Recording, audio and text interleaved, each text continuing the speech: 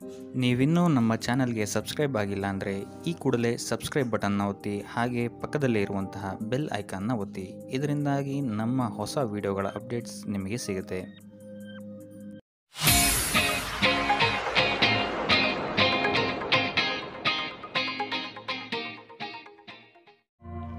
ಮೊದಲನೇದಾಗಿ ಶಿಕ್ಷಣದ ಬಗ್ಗೆ ಮಾತನಾಡುವಂಥದ್ದಾದರೆ, ವಿದ್ಯಾರ್ಥಿಗಳಿಗೆ ಈ ತಿಂಗಳು ಅತ್ಯುತ್ತಮವಾದಂತಹ ಫಲಗಳನ್ನು ನೋಡ್ತೀರಾ ಅಂತಲೇ ಹೇಳ್ಬೋದು. ನಿಮ್ಮ ಕಾನ್ಸಂಟ್ರೇಷನ್ ಲೆವೆಲ್ ಹೆಚ್ಚಾಗುತ್ತೆ ಅಂತಲೇ ಹೇಳ್ಬೋದು.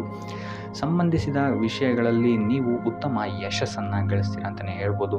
ಸೊ ಮೊದಲ ವಾರದಿಂದಲೇ ನಿಮಗೆ ಸಕಾರಾತ್ಮಕವಾದಂತಹ ಫಲಿತಾಂಶಗಳು ಸಿಗಲಾರಂಭಿಸುತ್ತೆ ಅಂತಲೇ ಹೇಳ್ಬೋದು ಈ ತಿಂಗಳು.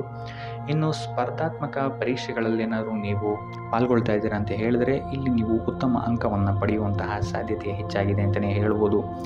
ಇನ್ನು ಪ್ರಥಮ ದರ್ಜೆಯ ವಿದ್ಯಾರ್ಥಿಗಳಿಗೆ ಸಮಯ ಅತ್ಯುತ್ತಮವಾಗಿದೆ.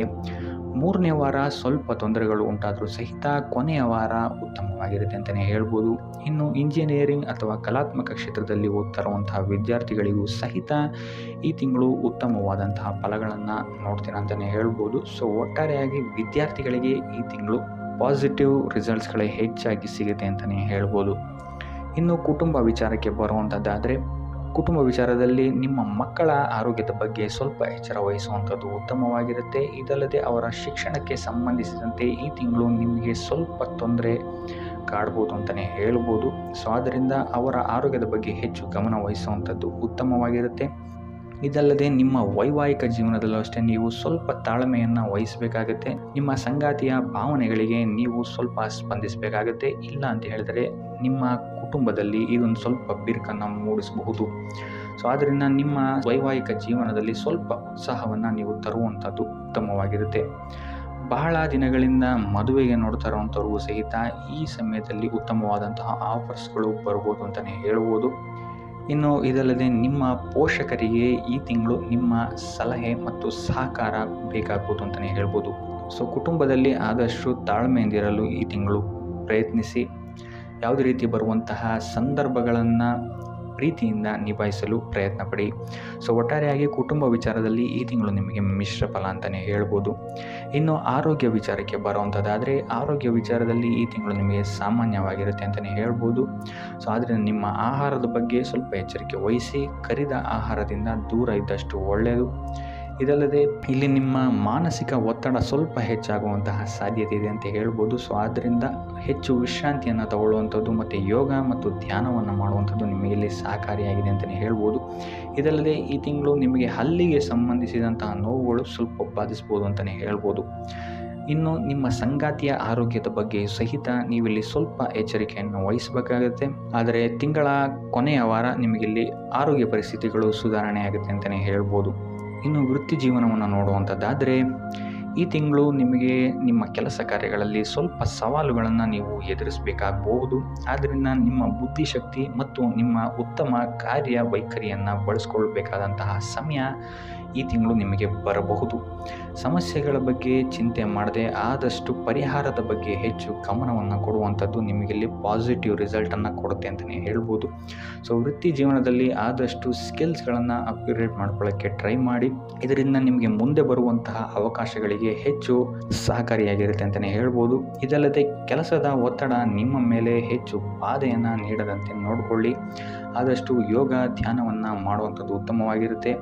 ಕೊನೆಯ 2 ವಾರಗಳು ನಿಮಗೆ ಸಕಾರಾತ್ಮಕವಾದಂತಹ ಫಲಿತಾಂಶಗಳನ್ನು ನಿಮ್ಮ ಕಾರ್ಯಕ್ಷೇತ್ರದಲ್ಲಿ ಇದು ಒದಗಿಸುತ್ತೆ ಅಂತಲೇ ಹೇಳ್ಬೋದು. ಇನ್ನು ಉದ್ಯೋಗ ಏನಾದರೂ ಬದಲಾಯಿಸಬೇಕು ಅಂತಿದ್ರೆ ಅಥವಾ ಹೊಸ ಉದ್ಯೋಗವನ್ನೇನಾದರೂ ನೀವು ಹುಡುಕ್ತಾ ಇದ್ದೀರಾ ಅಂತ ಹೇಳಿದ್ರೆ ನಿರೀಕ್ಷಿತ ಫಲಿತಾಂಶವನ್ನು ನೀವು ಪಡೆಯಲು ಹೆಚ್ಚು ಶ್ರಮವನ್ನು ಹಾಕಬೇಕಾಗ್ಬೋದು ಈ ತಿಂಗಳು. ಸೊ ಆದ್ದರಿಂದ ವೃತ್ತಿ ಜೀವನದ ಬಗ್ಗೆ ಯಾವುದೇ ರೀತಿಯಾದಂತಹ ಆತುರದ ನಿರ್ಧಾರಗಳನ್ನು ಈ ತಿಂಗಳು ತಗೊಳ್ಳೋಕ್ಕೆ ಹೋಗಬೇಡಿ. ಆದಷ್ಟು ನಿಮ್ಮ ಗುರು ಹಿರಿಯರ ಸಲಹೆ ಮತ್ತು ಸಹಕಾರವನ್ನು ತಗೊಳ್ಳುವಂಥದ್ದು ಉತ್ತಮವಾಗಿರುತ್ತೆ. ಇನ್ನು ಹಣಕಾಸಿನ ವಿಚಾರಕ್ಕೆ ಬರುವಂಥದ್ದಾದರೆ, ಹಣಕಾಸಿನ ವಿಚಾರದಲ್ಲಿ ಈ ತಿಂಗಳು ನಿಮಗೆ ಮಿಶ್ರ ಫಲ ಅಂತಲೇ ಹೇಳ್ಬೋದು. ಈ ತಿಂಗಳು ನಿಮಗೆ ಎಷ್ಟು ಆದಾಯ ಬರುತ್ತೆ ಅಷ್ಟೇ ಖರ್ಚು ಸಹಿತ ಹೆಚ್ಚಾಗುತ್ತೆ ಅಂತಲೇ ಹೇಳ್ಬೋದು. ಸೊ ಆದ್ದರಿಂದ ನಿಮ್ಮ ಖರ್ಚಿನ ಬಗ್ಗೆ ಹೆಚ್ಚು ಗಮನ ಇಡುವಂಥದ್ದು ಉತ್ತಮವಾಗಿರುತ್ತೆ ಈ ತಿಂಗಳು ನಿಮಗೆ ಹೆಚ್ಚಾಗಿ ಆರೋಗ್ಯದ ಮೇಲೆ ಹೆಚ್ಚು ಖರ್ಚಾಗುವಂತಹ ಸಾಧ್ಯತೆ ಇದೆ ಅಂತಲೇ ಹೇಳ್ಬೋದು. ಇದಲ್ಲದೆ ಐಷಾರಾಮಿ ವಸ್ತುಗಳಿಗೂ ಸಹಿತ ನೀವಿಲ್ಲಿ ಹೆಚ್ಚು ಖರ್ಚನ್ನು ಮಾಡಬೇಕಾಗ್ಬೋದು ಅಂತಲೇ ಹೇಳ್ಬೋದು. ಸೊ ಆದ್ದರಿಂದ ಹೆಚ್ಚು ಗಮನ ಇಡಿ. ಇದಲ್ಲದೆ ಹೂಡಿಕೆ ಮಾಡಬೇಕಾದ್ರೂ ಸಹಿತ ಯಾವುದೇ ರೀತಿಯಾದಂತಹ ಇನ್ನೊಬ್ಬರನ್ನ ನಂಬಿ ಹೂಡಿಕೆ ಮಾಡೋಕ್ಕೆ ಹೋಗಬೇಡಿ. ಆದಷ್ಟು ಸಾಧಕ ಬಾಧಕಗಳನ್ನು ನೋಡಿಕೊಂಡು ತಜ್ಞರ ಸಲಹೆಯನ್ನು ಪಡೆದು ಹೂಡಿಕೆ ಮಾಡುವಂಥದ್ದು ಉತ್ತಮವಾಗಿರುತ್ತೆ.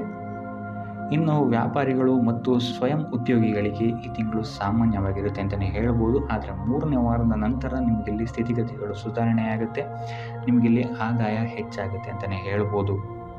ಇನ್ನು ನೀವೇನಾದರೂ ಹೊಸ ಬಿಸ್ನೆಸ್ ಸ್ಟಾರ್ಟ್ ಮಾಡಬೇಕು ಅಂತಿದ್ರೆ ಅಥವಾ ಪಾಲುದಾರಿಕೆಯ ಉದ್ಯಮದಲ್ಲಿ ಏನಾದರೂ ಪ್ರಾರಂಭಿಸಬೇಕು ಅಂತ ಇದ್ದರೆ ಪ್ರತಿಯೊಂದು ವಿಚಾರಗಳನ್ನು ನೀವು ಗಣನೆಗೆ ತಗೊಳ್ಳುವಂಥದ್ದು ಉತ್ತಮವಾಗಿರುತ್ತೆ ಅಂತ ಹೇಳ್ಬೋದು. ಸೊ ಈ ವಿಚಾರಗಳಲ್ಲಿ ಆತುರದ ನಿರ್ಧಾರಗಳಿಂದ ಆದಷ್ಟು ದೂರ ಉಳಿಯುವಂಥದ್ದು ಉತ್ತಮವಾಗಿರುತ್ತೆ ಅಂತಲೇ ಹೇಳ್ಬೋದು. ಸೊ ಒಟ್ಟಾರೆಯಾಗಿ ನಿಮಗಿಲ್ಲಿ ಆರ್ಥಿಕ ಕ್ಷೇತ್ರದಲ್ಲಿ ಮಿಶ್ರ ಫಲ ಇದೆ ಅಂತಲೇ ಹೇಳ್ಬೋದು ಈ ತಿಂಗಳು. ಸೊ ಒಟ್ಟಾರೆಯಾಗಿ ಹಣಕಾಸಿನ ವಿಚಾರದಲ್ಲಿ ಈ ತಿಂಗಳು ನಿಮಗೆ ಮಿಶ್ರ ಫಲ ಅಂತಲೇ ಹೇಳ್ಬೋದು. ಇನ್ನು ಉಪಾಯ ವಿಚಾರಕ್ಕೆ ಬರುವಂಥದ್ದಾದರೆ ಸೋಮವಾರದಂದು ಶಿವಾಲಯಕ್ಕೆ ಭೇಟಿ ನೀಡುವುದು ಅಥವಾ ಹಾಲಿನ ಅಭಿಷೇಕವನ್ನು ನೀಡುವಂಥದ್ದು ಮತ್ತು ಕೈಲಾದಷ್ಟು ದಾನವನ್ನು ಮಾಡುವಂಥದ್ದು ಸಹಿತ ನಿಮಗಿಲ್ಲಿ ನಿಮ್ಮ ಕಾರ್ಯಕ್ಷೇತ್ರದಲ್ಲಿ ಬರುವಂತಹ ಪ್ರತಿಯೊಂದು ವಿಘ್ನಗಳನ್ನು ನಿವಾರಣೆ ಮಾಡೋಕ್ಕೆ ಸಹಾಯ ಆಗುತ್ತೆ ಅಂತಲೇ ಹೇಳ್ಬೋದು. ಸೊ ಇದಾಗಿತ್ತು ಈ ತಿಂಗಳ ನಿಮ್ಮ ರಾಶಿ ಭವಿಷ್ಯ.